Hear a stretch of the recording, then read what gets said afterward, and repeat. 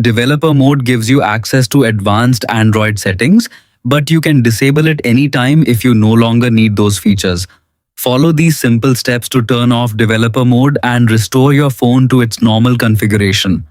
Start by opening the Settings app menu. Scroll down through the menu until you find developer options. Depending on your phone's brand and Android version, this option is usually located near the bottom of the settings menu or inside the system section. Tap developer options to open it. At the top of the screen, you will see a switch or toggle labeled on. Tap the toggle to change it to off.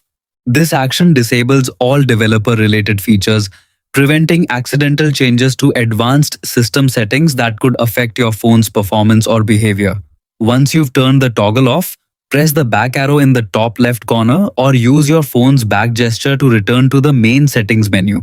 Developer mode is now disabled and your device will operate with its standard settings. Turning off developer mode does not delete your apps, files, or personal data. It simply disables access to advanced developer features, making your phone more suitable for everyday use. This is especially helpful if someone else uses your device or if you want to avoid changing system settings accidentally.